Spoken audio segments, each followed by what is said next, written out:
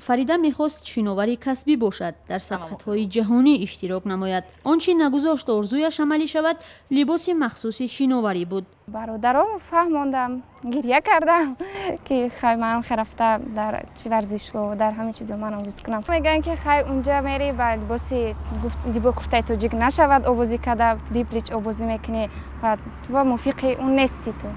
شینواری در تاجیکستان در 10 ساله اخیر قریب به یک ورزش مردانه تبدیل یافته است.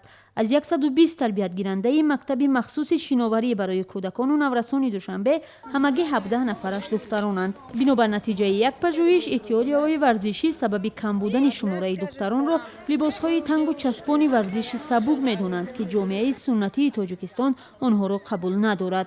من خودم همچون جوان تاجیک راضی نیستم و هم اجازه نمیدم که خواهر من و یا دوستی من با لباس‌های لیش در بین بچه‌ها آوازی کنند. بگذار آنها ورزشگر هم باشند.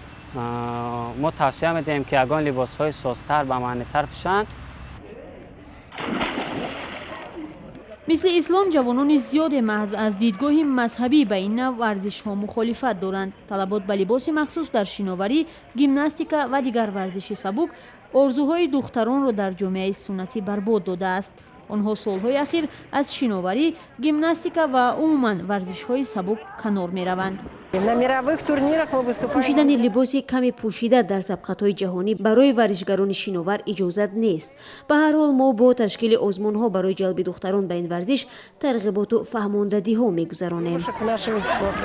دخترانی هستند که مانع‌های عقیدوی را توانستند بشکنند. مهرانگیز عثمانووا از 12 سالگی در این مکتب مشق شینواری می‌کند. وقتی برادرش به ورزش شینواری می‌رود، مهرانگیز پدر را مجبور می‌کند او را هم به مکتب شینو ببرد. 8 مدال غالب آمدم. در چند نمود مسابقه‌ها اشتراک کردم. خیلی اینجا بسیارتر عروس‌ها می‌باشند و من خود را در اینجا خیلی خوب حس می‌کنم.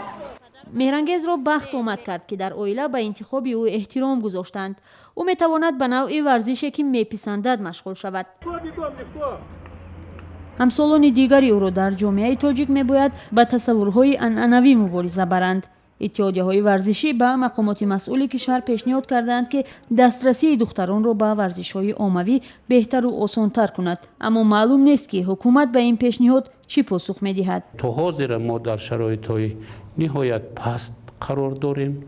برای شینواری خوب یافتن ما باید هزارها از آب گذرانیم و بعد 10 تا 20 مثال دخترای خوب یافته گرفته توانیم.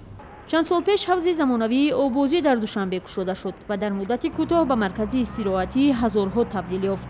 بنابر نظر محافظه‌کارانه جامعه به شینواری زنها در مظهر عام، مقامات این پایگاه‌های شینواری ساعت‌های آبازی زنها را از مردها جدا کردند.